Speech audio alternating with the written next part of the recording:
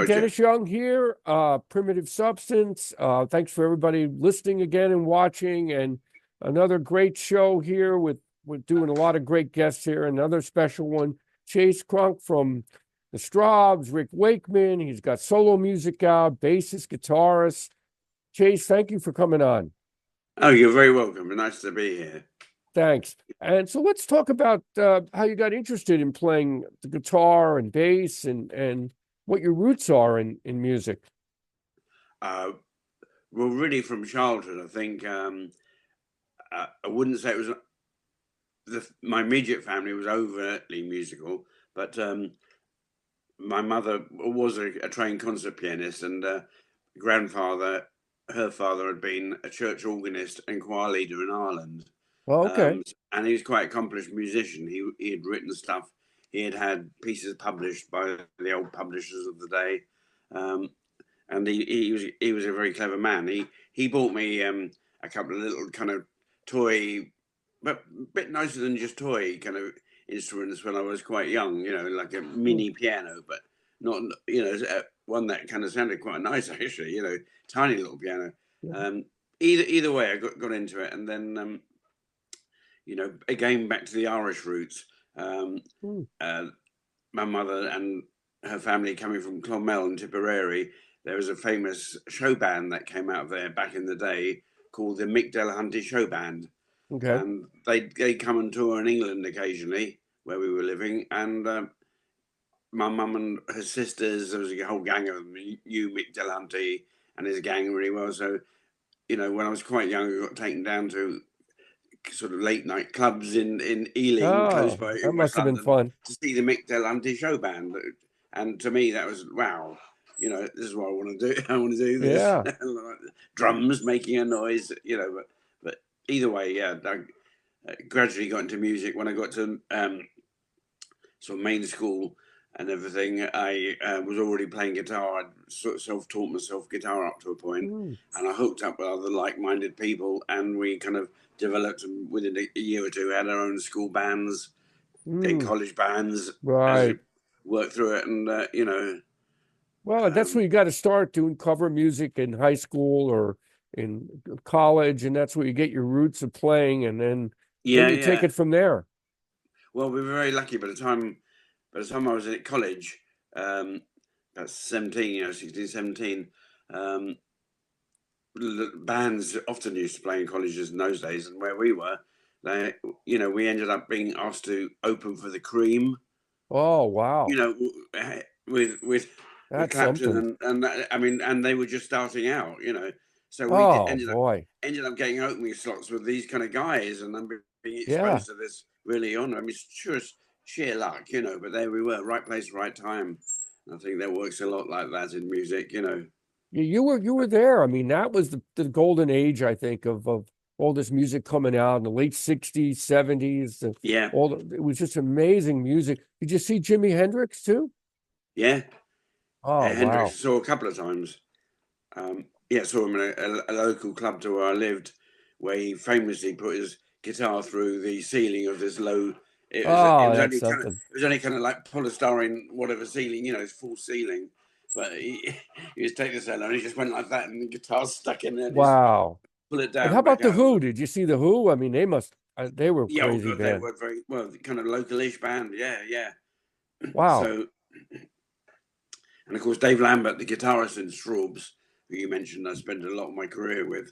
Dave Lambert was good friends there. So yeah, he was very into the Who as well. That's something. Now, Yeah, how did you happen to meet Rick Wakeman? I in a mean, music that shop, oh, really? in a music shop in Ealing, which is West London, near where I lived. There was um, a shop there called the Musical Bargain Centre, and there were precious few kind of hip music places, if you Right. like, in those days. There was the old school ones which sold violins and that for school, Oh, for your okay. school orchestras. But the Musical Bargain Centre was great. It was run by a great proprietor. Um, Lots of second-hand stuff there, band stuff coming through, and Yeah. um, this guy who owned the shop, he had his own little function band.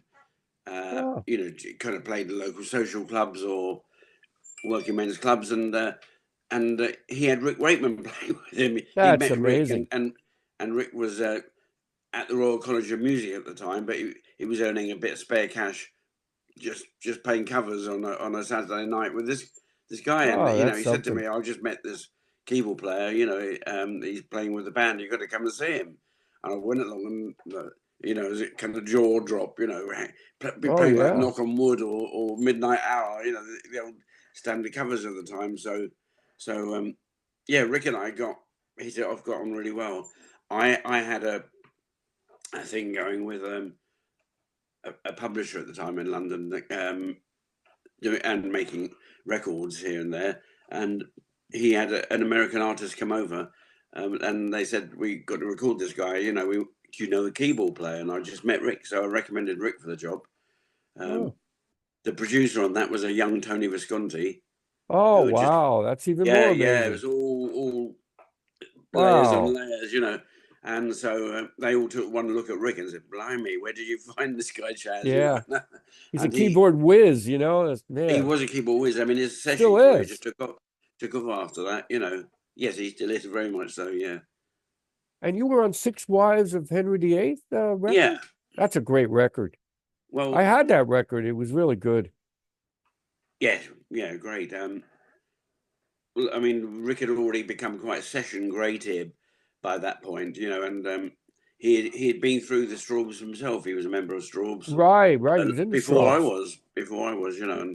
And then Yes, of course, saw him play, and he was making waves with the Strawbs. Yes, saw him. Next minute, he's playing with Yes. But the Strawbs record company, which was A&M Records at the time, had Okay.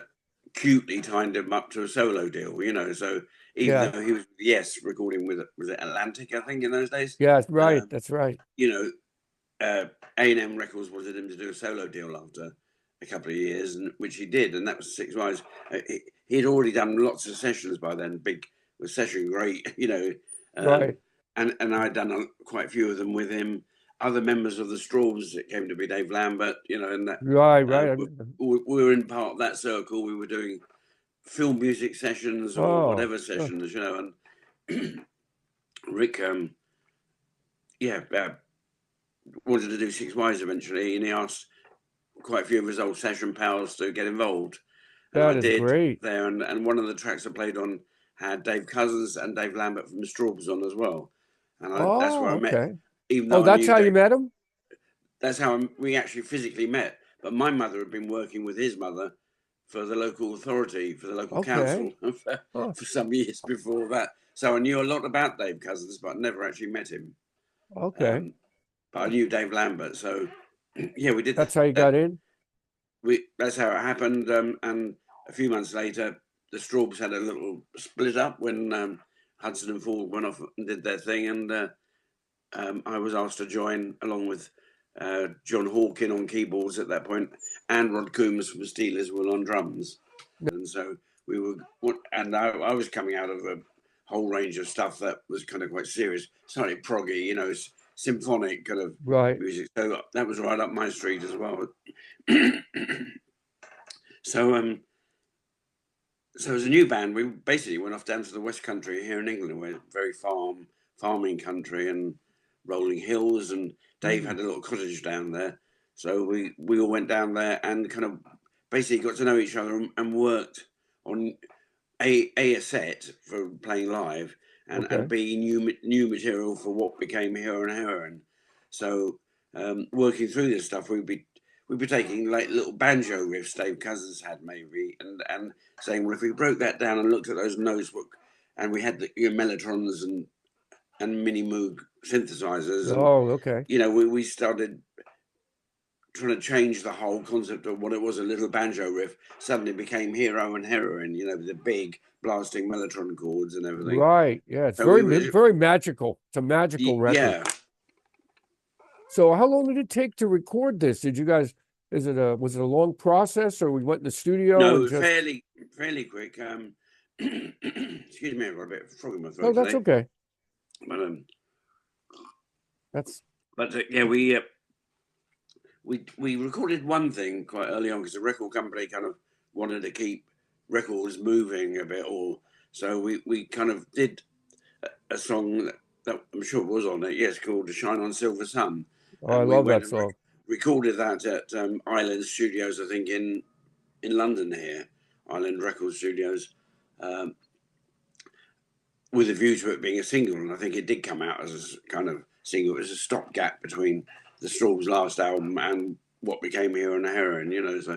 So we done that, and maybe we recorded something else there, basically. But we went off and did a tour of Europe, and then went to America because the record company wanted to see what the new band was like. Oh, okay. So it was all a bit hectic, but we got to know each other real quick Oh, I'm through that. sure. It was all Now, were you great. a headlining act or opening act for that It was a tour? mixture when we go to America in those days. So it would depend if it was a good billing to have, we'd be on the bill with someone, you know. And other Right. times we were doing our own little headline thing in perhaps slightly smaller places. But um, basically, this was September or so. We were out in the States recording. Mm. By end of October, going into November, we went to Denmark to make what became Hero and Heron, Oh, okay. and it was done there in a few weeks, basically about 3 or 4 weeks. It was all recorded quite quickly.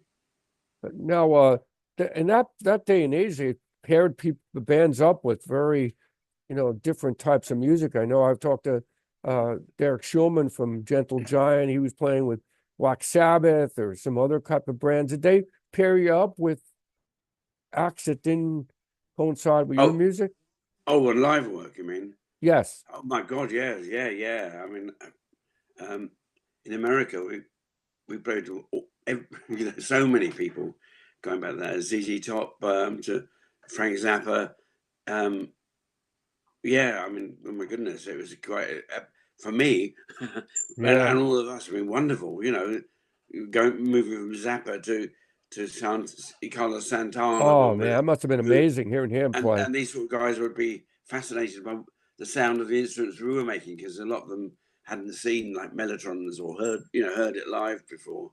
And I remember Carlos Santana being very fascinated by them. We had a long chat up in his dressing room after our sound checks. He was a very gracious man, you know. Mm, Yeah, yeah. Just it was so I was getting exposed to all these kind of American bands, many of which I loved really. I mean, yeah. we ended up playing, I think, opening for the James Gang, but Joe Walsh had just left, which is a shame because All right. Okay. Joe Walsh was one of my heroes as well, you know. And That's something. hey, And now, did you have the Mellotron with you? Did you? yeah, we That's carried hard it to on. keep in tune, I bet. Man, well, we had to carry, I think, in its heyday, we had about 2 or 3 on the road with us, mainly just to Wow. try and keep one going because, you know, we were freighting it. And in those days, things aren't as organized as they are today. You know, you'd have one big semi now, I guess, and you'd load it, and you know that would run, or you'd leapfrog them if it was a massive tour. But in those days, we were flying with the equipment often every day. You know, it was Man, that's a freighting delicate instrument freighting was too. cheap. Air travel was relatively cheap in those days, so we were flying. Oh my And gosh. But it's always fun. Now, the other one, that record that I brought up was Ghosts that I really love. And that was yeah, done after Hero and Heroine, right?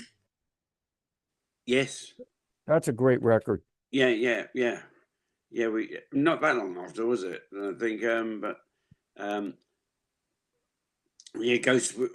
When we did again, we went away and recorded residentially, but we were in England this time. We made it at the Manor, Oh, okay. Richard Branson studio, Virgin Records studio, as it was at the time.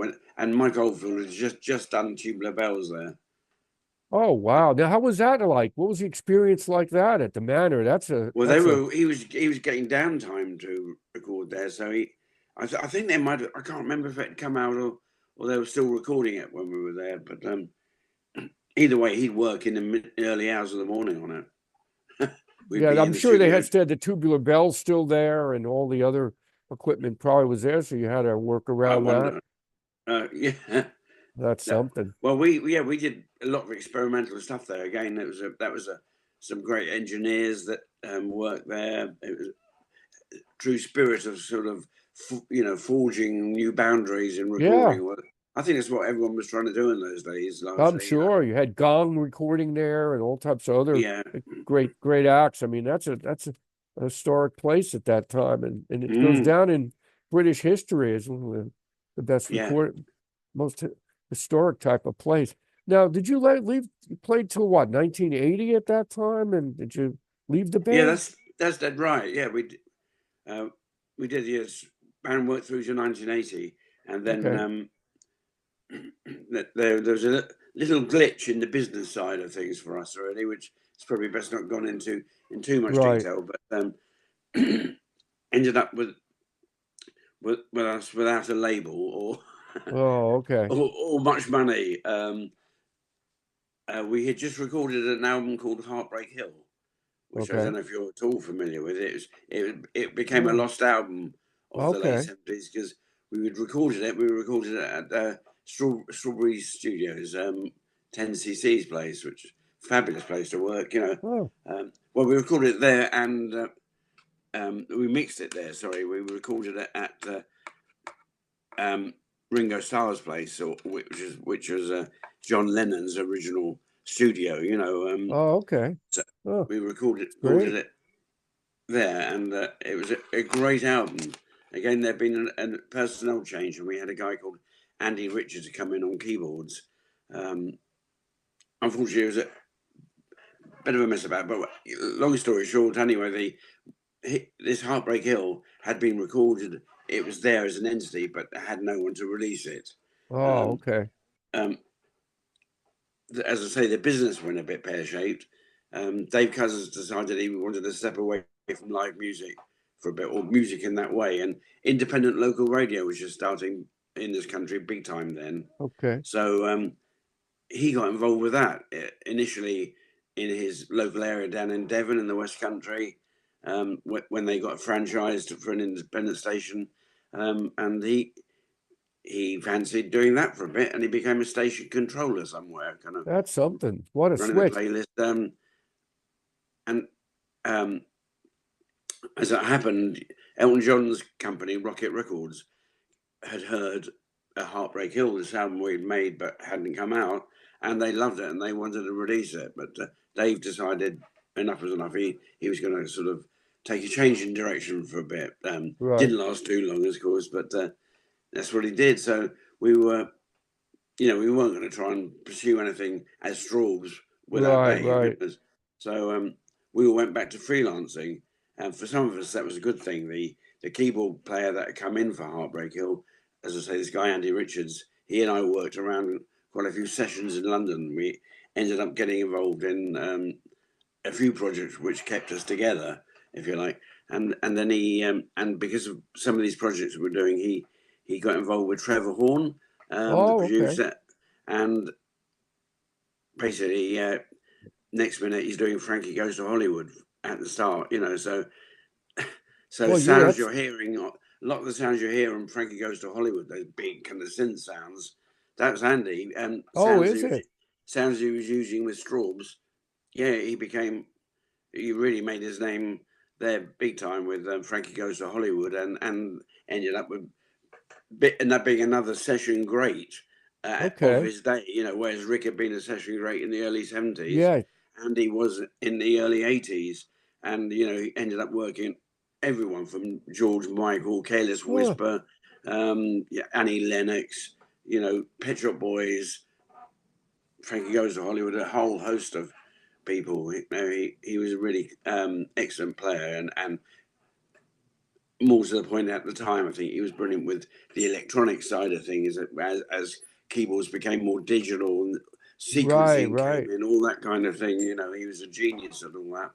So another Strawbs keyboard player that went on, Is he you know, still alive? Is he still Andy, yes, yeah, I'd love to talk to him someday. Maybe I'll reach out to him. That's some fascinating stories. A lot of people were using the Prophet 5 back then, in the yeah. 80s. So you heard a lot of Prophet 5 sounds. Oh, That Andy, was a Andy was very much on the kind of you need to sell your house to buy the equipment is you using at the time. Fairlights. Don't know if you're ever familiar with the Fairlight system. It's an Oh Australian yeah, system. that's right. That was Um, out. basically you made whole records on it. Right. And it was an early monster sampler, and Andy was a genius with it, really. So yeah, that's all that Pet Shop Boys stuff, and Frankie Goes to Hollywood is all done around a fair, like, you know. Now, did that record ever come out? The Strawbs record that was never. Yeah, it did. Heartbreak Hill. Okay. I mean, it didn't. What happened there is that I after in the 80s, then I went back to freelancing. Like I said, I've been doing stuff with Andy, and then Steve Hackett came in. Steve Hackett from Genesis. Okay. I'd met him, and I was also doing a lot of sessions with a drummer called Ian Mosley, who Oh plays yeah, with he's great. Brilliant, yeah, Right. ace guy. So Ian and I ended up playing, excuse me, with Hackett's band for a couple of years, 2 or 3 years, you know. So I was his bass player, Ian was his drummer, and that was Nick Magnus in the band at that time? Yeah, Nick Magnus. I spoke with him. Yeah, great guy. Lovely guy, really very knowledgeable, and another one of my favourite keyboard players that I've ever had the privilege and pleasure to work with. Now that was a Defector tour, right? Wasn't that during No, it was Cured. Cured, right? Okay. Yeah. He'd had his own band for a bit, and for whatever reason, he decided that he wasn't going to do live work. And again, it coincided with a period where sequences were coming in, so they actually made Cured very much with Nick Magnus programming synths and programming sequences and using Lindrums as opposed to a real drummer.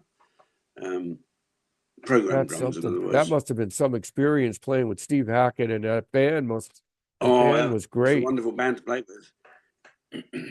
Even though he was starting to experiment with early digital stuff, if you like, then recording wise, live wise, it was all very, very live and wonderful. Terrific, a really, really terrific band to play with. And they're still playing. They're still doing shows now. I mean, Hackett's current band's even better, you know, than I'm sure.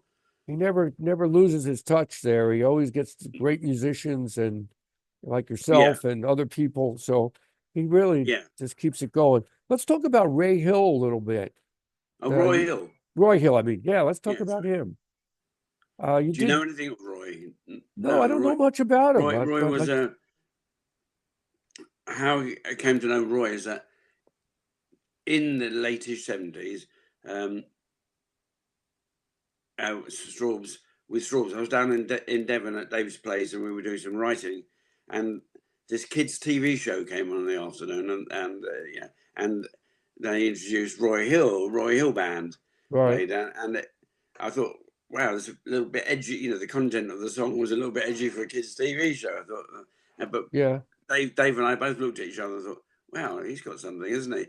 Turned out he was on Arista Records as we were at the time. Okay. So we made some inquiries and we got him to support us on a tour in the UK, going back to the late 70s there. So I got to know Roy really well. I mean, nothing like Strawbs as such. He's very, but I mean, the reason I'm sure Dave Cousins liked him was that in his own way, he was an extremely clever wordsmith.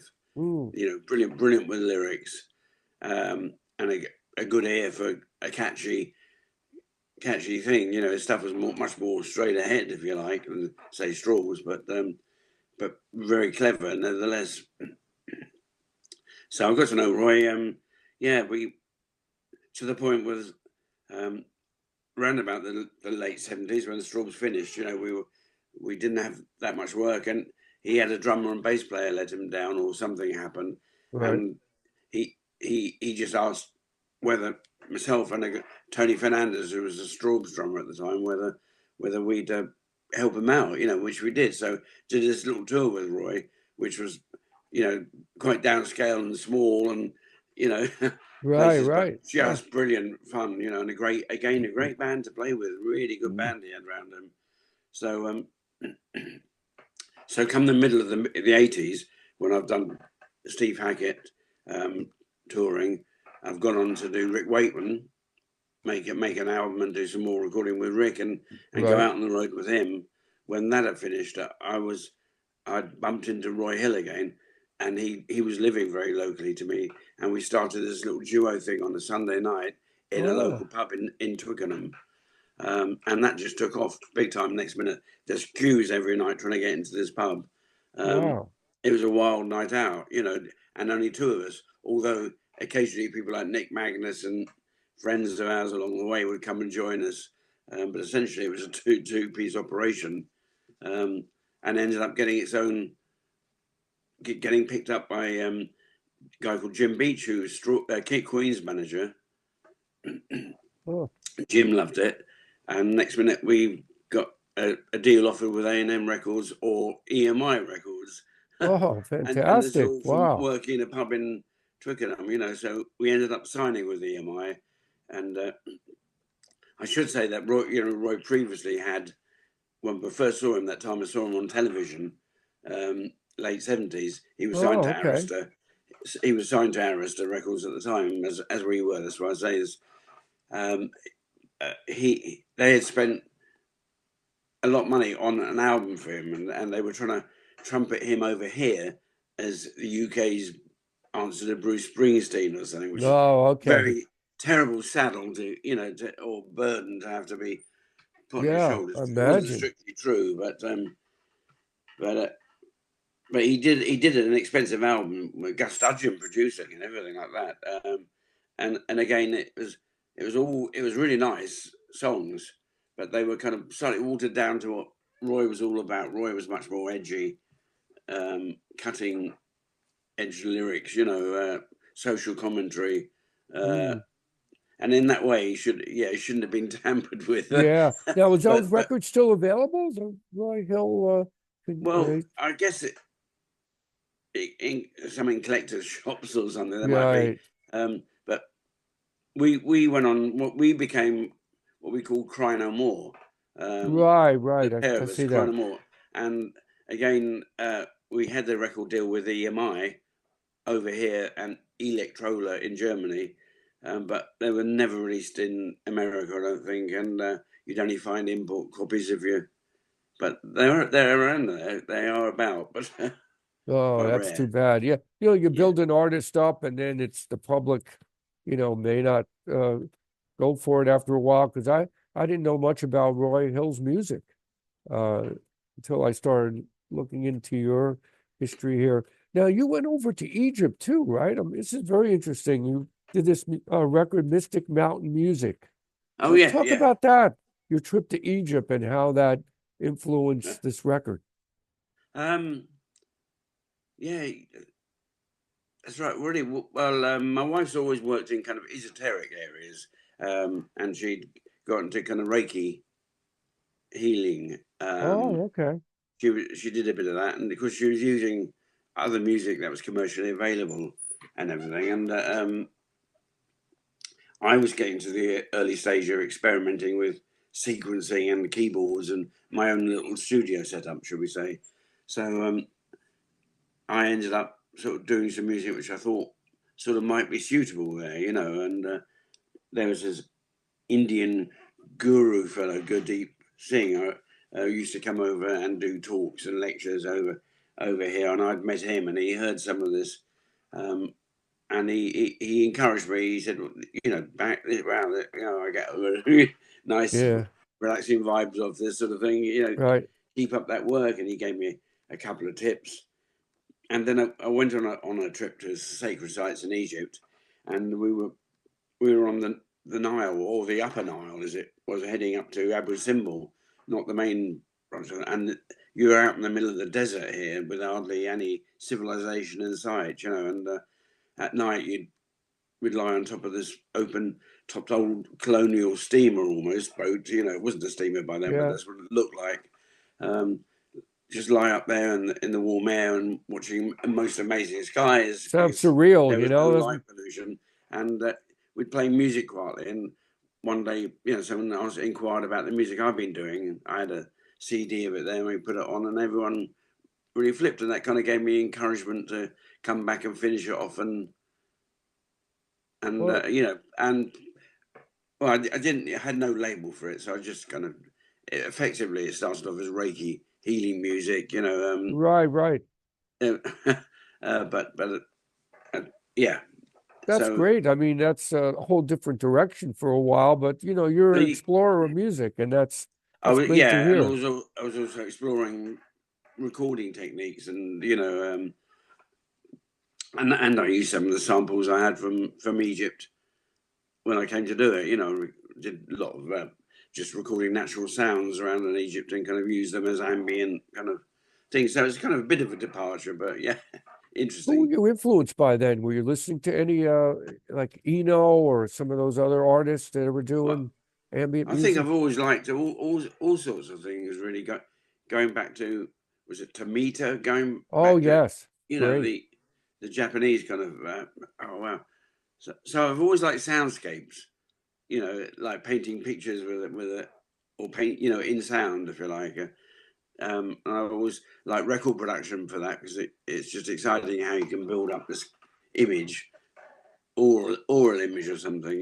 But And the so yeah, possibilities with a synthesizer are unlimited, if you really explore the instruments and really, instead of just playing the presets, but actually going in and trying to create sounds. yes. So you went back to the Strawbs in what, 2004 or five?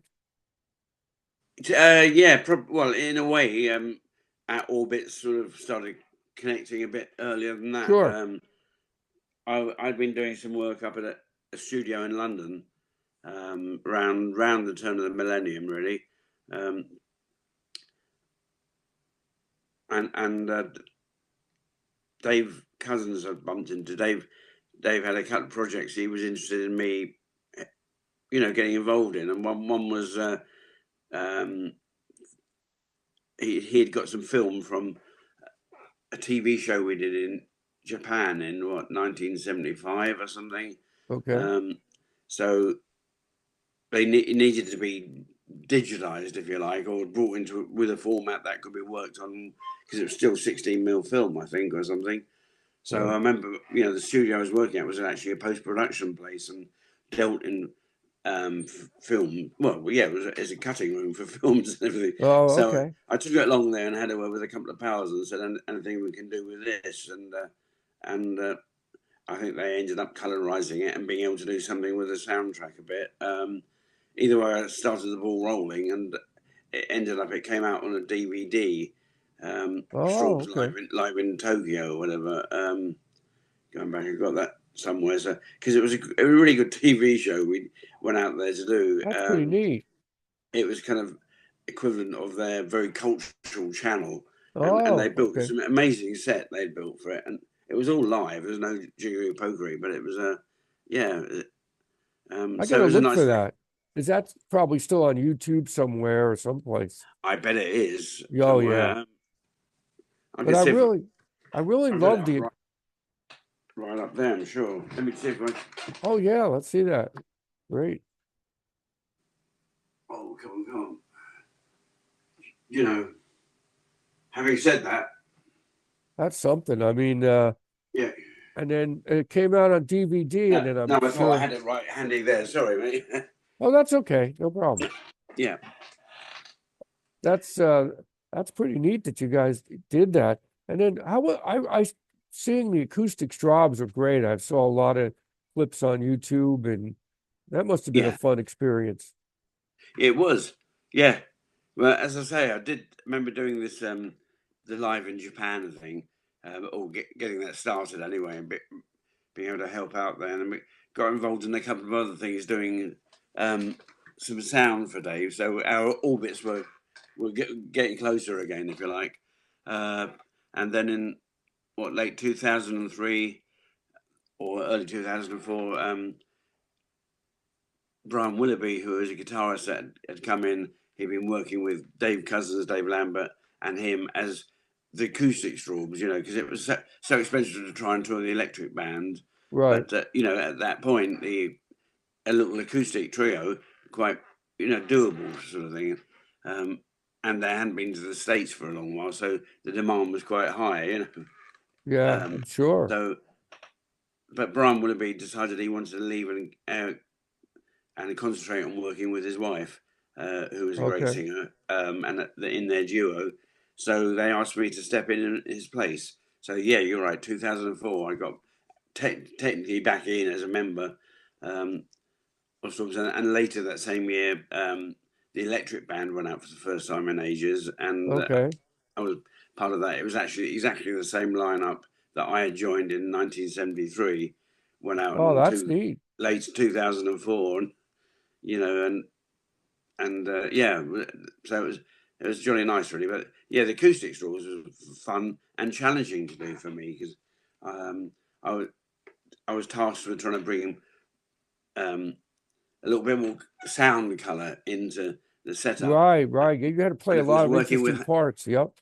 working with Hackett and working with Wakeman, I've been using like Moog Taurus bass pedals to, those big, give you Oh, the big yeah. fat sound and shake your bottom of your trouser legs when in auditoriums with the bottom end, Yeah. bass Oh, yeah. rumbling It's through. something. Um, but things have moved on, and I toured quite a bit with Roy Hill. We worked actually quite a bit with Marillion, funny enough, Oh, okay. and Ian Mosley who was drumming when I was with Hackett.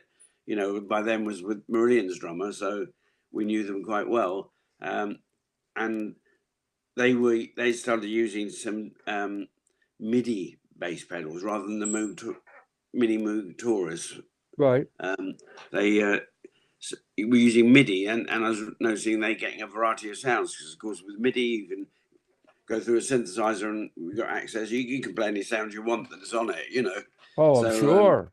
so I ended up getting a set like a Petra I was using in Marillion, and and putting it through a Korg synthesizer that I had, and I'd be getting string sounds. So where the melody, big songs like Grave New World from the Strawbs, where the big mellotron bit, I could put strings, Put that and so on. it's giving a hint of whatever, or choir things. We could do Grace Darling, which had the choir in it, and I could have choir sounds going, or a big growly bass sound as well. Right, right. So, and I was able to play and switch. I mean, the challenge was playing guitar and playing these pedals at the That's same neat. time. So that just took a bit of getting used to, and a bit like a drummer, I think, which kind of has to do Yeah, different you things have. with different hands. You kind of you learn through practice and and grit to sort Yeah, of. I'm sure. Now, did you have a lot of pedals back then, or was that just the main pedal you were using, the synthesizer the machine? Oh Was well, yeah, I didn't have any effects pedals on my bass guitar, except right. maybe a bit of chorus occasionally. But yeah, the pedals I was using, yeah, just one set of pedals. You could just, but as I say, with once I got the Roland Roland modern ones, they effectively they were MIDI controllers, not they didn't create Right. any sound themselves. You put them into a synthesizer, and you could use the pedals to change the patches and play, and then play the sounds you got. So It's really great how you can get so many sounds by plucking strings with a synthesizer yeah, yeah, machine. It's just really, it can become such an epic sound. It's big. yes. But that was needed, I guess, because you had those songs. You didn't have a, did you have a keyboardist? You didn't have a keyboardist at that Not point, with right? In acoustic Strawbs? Strawbs, no. Oh, that's right. So that Dennis, that could was a you? good period. Yeah, Dennis, could you bear with me? If I just need to get something Sure, from downstairs, sure, yeah, yeah. Can you? I'll be sure. right I'll back. take a Bear break. with me. I'll cut it up. No Won't be a problem. second.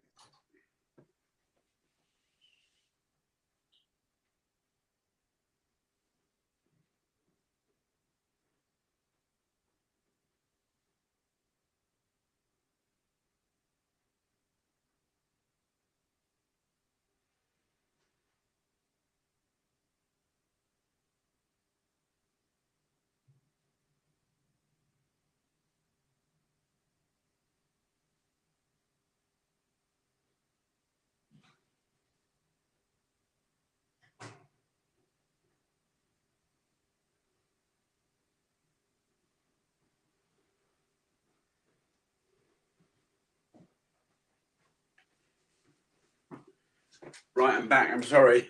That's all Sorry about right. that. Our front doorbell went. I just thought It's all right. We're I back. suddenly remember. So that period, and then you did something with Colin Blunstone. Colin Blunstone. Talk about him a little bit. Um, well, okay, so Colin Blunstone is the lead singer of the Zombies. Right. Is where he's best known Yep. as. So about 15 years ago,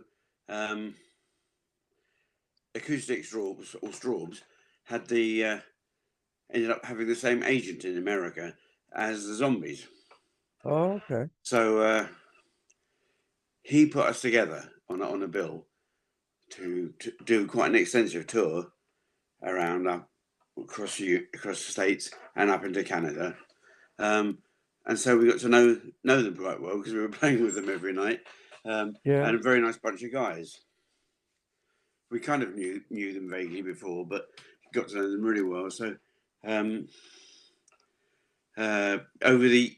because we had the same agent, it then went that one of the first rock and roll cruises we went out on, which was at the time the Moody Blues cruise. Oh, okay. They were on it, we were on it, and many other bands. But yeah, so let's just say over the years we've got to know each other very well. And so last year the Zombies had to stop touring because Rod Argent had a stroke. Oh, okay. And we'd Colin wanted to put his own solo band together again and do stuff because he only ever did that once occasionally because of Zombies was the main thing, Yeah. So knowing that I wasn't, Strawbs had finished because Dave Cousins had retired from live work because of health issues. Okay. He asked myself and Dave Bainbridge, who had been the last keyboard player in the Strawbs, up to kind of COVID, which is pretty much when the Strawbs had to started finishing, Right. He asked the two of us to get involved in it. And so we did. Yeah, we did some shows with Colin last year. Did the Moody, what was the Moody Blues Cruise that I mentioned where we first met them properly. It's now called on the Blue because Moody's obviously stopped. What's it like doing those? What's it like being on that cruise with all those musicians and other people? Was that a lot of fun doing that? Yeah, it is really. In all honesty, it's actually in its own way, it's quite pressurizing because you end up doing, say, 3 shows in 5 days, and of course you're playing to your peers anyway. They can all come Right. and check you out. So you want to be on your game, and it's just a nice feeling. If you've ever been to kind of like a Marillion weekend or anything like that, it's a bit like being that on a boat because pretty much, unless you're really a big headliner and don't want to do it, you're on a boat with a lot of other people, and so it's lovely for the people that are paid to come and see the music because Right. they're kind of rubbing shoulders at breakfast or whatever with whoever, and generally speaking, most people are dead friendly because that's the only way you can be there. It's either that you stay in your cabin or something. Yeah. Why? Too much there's fun. there's a Prague cruise I think this week. Yeah, Cruise to the Prague Edge. to We've the done that yeah. one. Have Yeah, you done that one? Yeah, we did. We did 1 year. We did because it's the same company that promote both. So we did 1 year. We did the On the Blue one, and basically got back to Miami. Had to get off the boat and then got straight back on again, and it became Cruise to the Edge, and we went out for another 5 days. Oh my gosh! Yeah, that's become quite a big rite of deal. passage. Yeah, a lot of big fans go on that. Yeah, I mean, I know people say, "Oh, I don't know about cruising," but it's not like that. It's like a festival at sea. I mean, yes, from I midday to agree. midnight, you just got these ships have usually got at least 4 venues where there's music of serious nature going on. They board over the pool decks at the top of the boat and they put a festival stage up there. So Oh wow, the that big sounds open like air fun. one up top. Then all these ships have got a marvelous theatre. Usually they got that, which they all rig out with all terrific sound and lights. It's not like just a bit of little bit of cabaret kind of sound and lights. Yeah, These are that's big fun. full rigs, and even some of the kind of regular lounges on these boats hold about 1,500 people. So they erect a stage in one of those, and you've got another indoor venue slightly smaller. Oh my Um, gosh. so there's usually about 4 or 5 performance spaces. We just last month we're out in the States and we did the Rock Legends cruise, which I've Oh, never done okay. before, Oh, with a slightly more rockier lineup than I've been used to. The On the Blue cruise or the Moody Blues cruise, a little bit more progressive rock and whatever, but here's a little bit more straightforward down the line. Rock. Alice Cooper was headlining. oh, You know, okay. Alice Cooper Sticks. Oh, that Yeah, must have been something to see but him well, still playing. it was yeah. Oh, there was something else. He could only fit on the outside stage at the top of the boat because his props were so big. They're too big for Oh the my actual gosh. theatre inside. But yeah, again, terrific experience. We had a great time doing it. This was with Colin Blunstone, of course. So I'm currently touring with him. Oh, you Next week are. That's great. Are you coming to the States at all again? Are you gonna come we over? were. We've only just got back. Actually, Oh, too bad. I we missed seeing we you guys. end of February or February rather. We started off on that Rock Legends cruise out Miami, Right. and then we went to Phoenix, and we toured from Phoenix across Arizona into California, and then up the West Coast to Oh, San okay. Francisco, and came home from there. Lovely tour, actually, really good. Um, but Collins Zombies and Collins Management are American. It's American management, so there's every chance we will be there later in the year for sure. In August, we're coming back to Okay. do the On the Blue cruise, Oh, another one. Okay. but this time that's going out of Boston rather than Oh, okay. Caribbean. It's going to do usually do the Caribbean in winter. This is going to be the Maritimes in summer, if you like. Nova Scotia, and that's Oh, going up nice. Oh, there. that's at the Canadian trip. Oh, that's nice. That's a Yeah, nice yeah, trip. up around the coast of New England and up to Canada and then back. So that's a whole week. That one again. There's the usual suspects on that. Is um, although the Moody Blues, of course, don't tour anymore. Justin Right. Hayward hosts the cruise. Justin Hayward will be there, and there'll be lots of the old favourites on that one. It's a bit like a family. Having done the very first one going back 2011 or something, you get on there now. Lots of the people. Same people come on, plus the Yeah, not only absolutely. band Just and love it every fans, year. It's right? like a family thing. That's great. I have to check that out someday. It's Cruise to the Edge, I Yeah. think. I'd love to go on. Now, before we get to your solo record, is that it for the Strawbs? I mean, after your 2021 record, I guess you did I'm with afraid so. COVID through the internet. Is that how you did that record, the last one No, with we the had to do Strawbs? one during lockdown, that one. Right. Um, well, technically, for my involvement, it's the last thing I was involved with. I mean, Dave Cousins did get involved then about what 2023, I think. Uh, he did an album with some South African friends of his. He ended up calling it Strawbs. To me, it was a Dave Oh, Cousins solo album. right. It didn't sound anything like Strawbs. It was Strawbs to me. It needs you need to have a certain crossover of playing and ideas I agree. and production. How even though he might have written the most of the songs, we'd all work on them and give them a sound and a Right. flavor. Exactly. And to me, this just sounded like a not no Solo not being record. rude about it, but it was just I agree. it was a Dave That's Cousins solo record. So that last album that we did during lockdown, that was difficult because some of us weren't used to working remotely, as in because of COVID, we were having to do it right. Right. I agree. Yeah, it's tough. individually in our own places. It was technically very difficult to do, and I think suffered um, musically because of it. But That's too bad. to me, the last great Strawbs album was, and I don't know if you heard it, The Ferryman's Curse. Oh, Um, okay. All right. I that know came that out record. 2019 or something, and to with Yeah, that Dave was a good Embridge on it. record. Oh yeah, Really good. you know, again, you know, some people might say, "Oh, not necessarily their best," but for me, we were getting back to what Strawbs was all about to me. You know, Dave Bainbridge as a keyboard player is a really wonderful keyboard player and guitarist as it happens. But Dave Bainbridge, when he joined the band, again gave it, and again keyboard players doing it, but it gave it that Right, right. vitality, I think, and real sense of, you know, drama again. Yeah.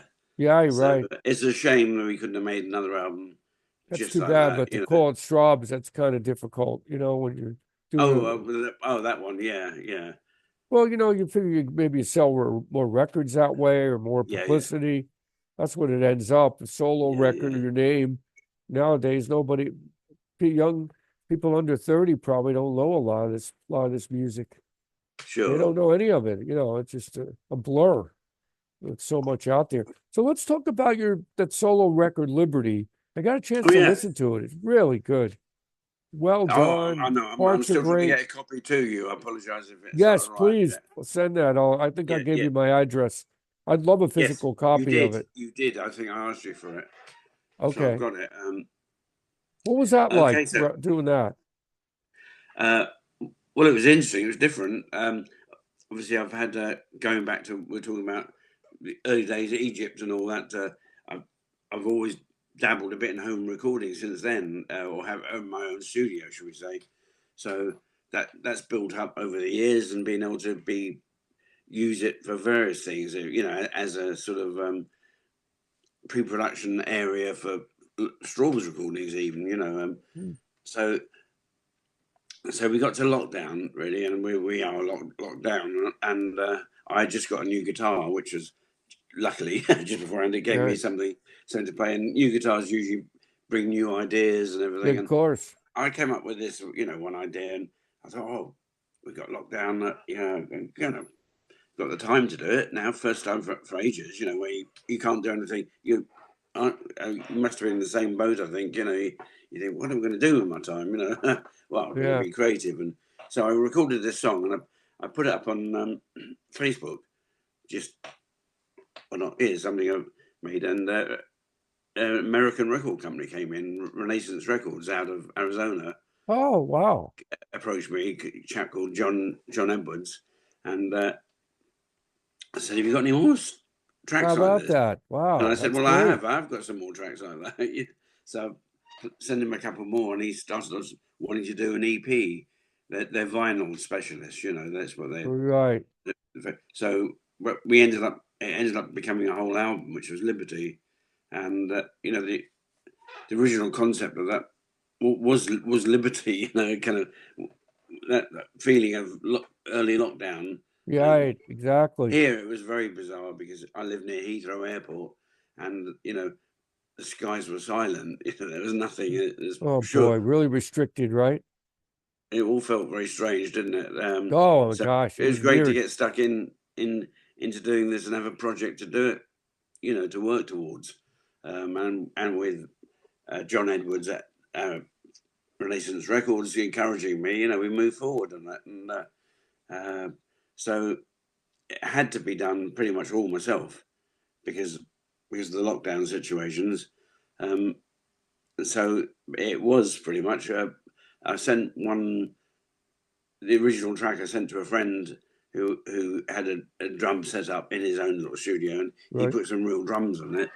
Um, and other than that, there's one track I had recorded with Dave Lambert Okay. prior, so that a bit of a Strawbs connection. So we use that, and also Dave Bainbridge from the keyboard player from the Strawbs put a solo on the end of another track. But other than that, it was all me, all the Beautiful vocals, every record, yeah. instrument. Um, so from that point of view, it was challenging but very time consuming. I imagine. Took Well, forever. you know, you had the time, and when you get a new Exactly. instrument, sometimes the music just flows out. All these Oh yeah, songs yeah, come yeah, yeah, develop. Now, yeah, do you use a different tuning or on your yeah, guitar? yeah. Of Open course, D or E? Do you use any of I that? used a C tuning on a track on that. It was really weird. I was watching something on YouTube about, I think, a heavy metal thing, and they dropped some into That's this funny. tuning. I thought that's a really bizarre tuning, and I went to that. So I did one little track, but not heavy metal. It was quite acoustic sounding, but yeah, did that. Of course, Dave Cousins of Strawbs is a real genius when it comes to tuning. He uses Oh, many so he tunings. uses different tuning on his, Yeah, lots of them. oh, I Yeah, didn't know yeah, that. No wonder why he gets that sound. I was yeah, wondering. yeah. Very Sometimes it's. unique. In fact, he wrote one song going back. I mean, he'd written it before I even got involved in the Strawbs. Um, oh God, but he changes. It's a song of three parts, and he changes the tuning of the guitar live um, Wow, on each part? to transition from one part of the song Oh, into the okay. I next didn't part, know that. and then That's again pretty changes neat. the tuning. It was a very clever thing to do. We did it live as acoustic Strawbs for a while. Tricky one to do. I like Dave Cousins' first solo record the best. That one really has a mood to it. The Or two first weeks one he last did. summer. Yeah, Right. yeah, That's a great record. But you guys always were kind of in the folk a little bit, but then prog, and then it was just a blend of your music, and then Dave's unique vocals. He had a very yes. unique sound, his singing. I think Dave's a very folky troubadour kind of thing. Yep, Obviously, without doubt, a brilliant lyricist, and very kind of was visual kind of lyrics at times. So yep, he's perfectly poised to let folk come in around him, like us, if you like, and put more of the prog elements around it, and all of a sudden it exactly. becomes That's what I kind of more hear. proggy. So. It's But something. at heart, I think he's an old folko would just like a guitar and sing. So you think there's going to be any more? Pretty much it for the Strawbs, or is it Dave retired now? Are you guys ever going to Well, I think he's. play again? I see that he's keeping busy. Unfortunately, it didn't end the best there because of his decision to sort of ultimately Yeah, that's do too that bad. last album the way he did it. Uh, Whatever it is upsetting. It's sad way to end because a lot of those guys there have been to Dave Lambert have been with him even longer than I had. But I mean, Right, right. It's a I've been sad there way to sort of end it like that. I've been there sort of 50 years, which Wow. on and Holy off, smoke. Yeah. and off. But Yeah, yeah. yeah, it's kind of. But Dave's health had been bad. I'm I'm not, sorry to hear that. Yeah. but it had been, whether that influenced any of his decisions or whatever, I don't know. But yeah. So at the moment, I wouldn't say there'd be any Strawbs as we know it, but if I know Dave, he'll still be being creative and he'll still be writing stuff. Now So whether before we go, a couple things. I like Part of the Union. I love that song. And yeah, that got a lot of play, right? That was a great song. yeah, it was a Hudson Ford song, of course, wasn't it? Yeah, Such a nothing. British pub, song. It really had that, feel. Yeah, yeah. Of course, very topical at the time. And I mean, then I think go the ahead. way I understand it, Richard Hudson and John Ford, who wrote it, it was part. Had written and recorded it as part of a solo project Oh, because okay. they were quite commercial writers, and they wanted an outlet other than the Strawbs at the time, where Dave Cousins was obviously the main writer. They'd done this, and A&M Records heard it and said, "My God, this is a hit record. Yeah, it is. Strawbs have got to do this. It's got to be It's a Strawbs." great So song. so that's really, I guess, if they hadn't done it, I might not have ever got involved with Strawbs because for good or for bad, it's the I think that was the kind of catalyst that broke that lineup of the band up at the time because Oh, okay. Hudson and Ford wanted to do their thing. It came out, it was a big hit here, What? and Yeah. all of a sudden, from having a very kind of earnest college university audience kind of Yeah. mentality following here, all of a sudden it was teeny boppers, and all the kind of earnest college people said, "You sold out." I think it was the Oh, yeah, well, phrase it at the is very time. different from everything else. I mean, Yeah, oh, very and totally. the video is great. The And video that's you what I guys hear. did. And that's when I got when I joined after they split up. And that's why Dave wanted to get it back to being a real album, if you like, album band. Like, hence here and Heroin as a, as the first product, you know. But yeah. I mean, it's a perfect pop song, wasn't it? Yeah, Certainly it of is its time great. here, 'cause in this country at the time, we were plagued by union strikes, real trouble. Um, I wouldn't like to say one or the other for sure, but I know it was kind of written tongue in cheek, and I think a lot of the unions thought that it was very written pro union. It You know, was. Yep. Oh yeah. if you think about it, it could be actually quite anti-union as well. Like here Um, in America, we have some big, huge unions. yeah, of You course you know, the do. auto union and all these other Yeah, unions. yeah. But so what are you planning on doing this year? Chase, you going to be doing more music live? Are you going to be recording?